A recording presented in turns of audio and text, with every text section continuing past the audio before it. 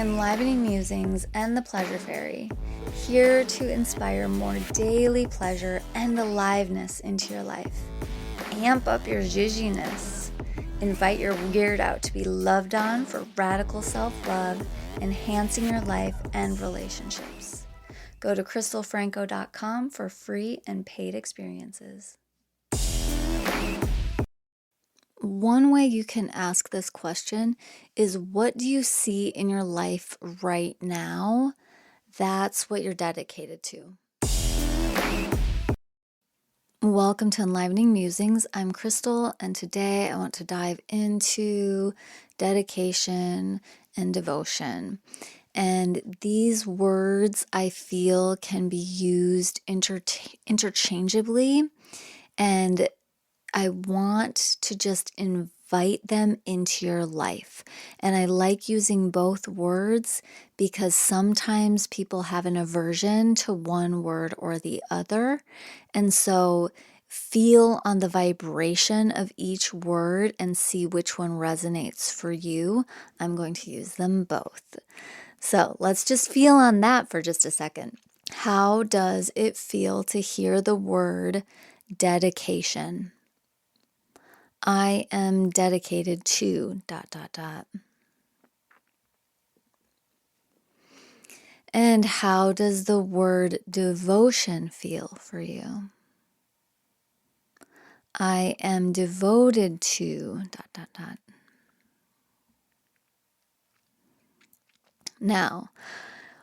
Now that you have whatever word is the best for you, or you like them both, or whatever, let's move on. All right. So I want to invite dedication or devotion into your life. It's a very, very, very interesting thing, and I will share later how it impacts my life. But one of the things that I think is really neat about it is how much it gives direction and focus. You know, what are you actually dedicated to? So one of those ways that you can ask this question is, what do you see in your life right now? That's what you're dedicated to. And on one hand, that can get almost like victim blamey, right? Like it's like you're creating this life that's, if it is this way, where it's like this one thing or this whatever is all yucky and you're to blame because that's obviously what you're dedicated to and you're not manifesting correctly. And I don't want you to go down that road. What I do want you to do with that, though, is be able to see that somehow some of these things, your nervous system is what it's used to. And so it's recreating the same pattern habit. Or some of these other things, it is actually you're dedicated to ... right? So they can be very neutral. It doesn't have to be, oh, this awful thing, I'm so dedicated to that. It can, first of all, it's anything, maybe it's a dedication that every day you're getting to spend time with people you really, really love because you get to do that every day. And that's something that is showing up in your life every day. And so you are dedicated to that. It's not just like any sort of yucky stuff. It can be everything. And all of this stuff can also be looked at as very neutral. So it doesn't have to have a charge of good or bad. So you can look at your life right now. What are you dedicated to? Are you dedicated to working things? Are you dedicated to family things? Are you dedicated to extracurricular things, different sports, activities, hobbies, art, movement, whatever? I mean, what is showing up in your life right now? Are you dedicated to a lot of drama? Are you dedicated to what? Okay. So that's one way to pose this question. The next is, what is it that you want to really be dedicated to? Or where do you want to direct your devotion? What feels really aligned and good for you to be devoted to be dedicated to? How does that look in your life then? What exactly are you wanting to be devoted to? What do you want to see more of in your life?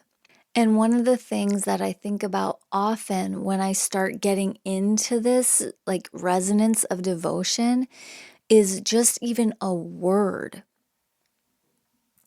For instance, if you're wanting more joy in your life, your decision right now might be, I am going to decide to be dedicated, to be devoted to joy. And so from that place, you now have this focus, this direction. So anytime life is giving you these different curveballs, it's, oh, wait, I am dedicated, I'm devoted to joy. And here's where I'm like defaulting to these patterns or defaulting to this common way I react and respond to this situation. And right now I'm going to shift that into how can I respond from a lens that's either me being joyful, I'm inviting more joy in, I'm, going to change the entire scenario, so it's going to bring more joy, whatever it is. So sometimes I really love that. I love like having devotion to just like one word. Beauty, curiosity, excitement, aliveness. I mean, you could go on and on. This is one of the foundations of choosing a word for the year, So that's something that I do a lot, and I share that with my community all the time. And so my words for this year was sultry and body adornation or adorning. And it's been so powerful to see how those words can really guide me when I'm faced with something, or even just the concept. So like adorning my body, choosing to do that every day, choosing to be devoted to that every day has like really, it's filled my cells with like a remembrance that I am loved, that I have gratitude for my body, things like that. Or if I am having a baddish day or like a rough time or stress is all around because blah, blah, blah, life, then I get to take that moment and really just fine tune myself. And so being devoted to adorning my body has been just so, so life-changing in that way that, that just becomes then part of my norm.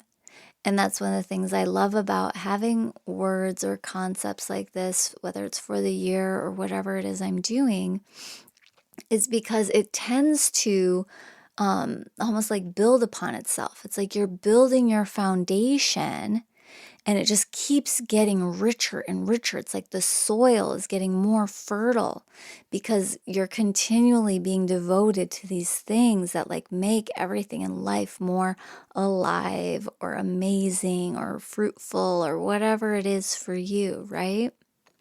And so that's the thing for me is as I've played with this idea of devotion, I have brought so much into my world, and it has also just shifted my life in the way of how I work with people, being really devoted to, I now have compiled a whole bunch of words I've been devoted to, and they all mean something so powerful that impacts my work, it impacts the way I show up in the world, it impacts my relations with all the people in the world, whether they're really close or they're strangers. When you bring a devotion to something like curiosity or beauty, it ripples into the rest of the world. So think about that. What is it that you really want to be devoted to? What are the things? What are the words? What are the resonances that you want to be devoted to so that you can share that and create more of that ripple effect out into the world? All right, that's your invitation. So go ahead and play with that. What are you going to dedicate yourself to? What are you going to be devoted to?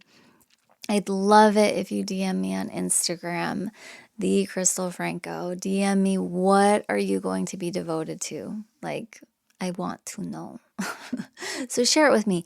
And you can share it with anybody. Share it with people close to you. Say it out loud. Write it down. I have one of the first years I did that for like a New Year's resolution-y type thing. I put the word ease on my door. I drew it all pretty with some, pencils and stuff, colored pencils. And it's still up there. So I still get reminded of that particular time of my life when my focus was ease, so, play with that direction, play with what it is you want to be devoted to, and apply it everywhere. You're applying this everywhere. All right. Ciao. Thanks for tuning in. Share this with a friend to spread the love. Connect with Crystal on Instagram at @thecrystalfranco or on her site, crystalfranco.com. Enjoy.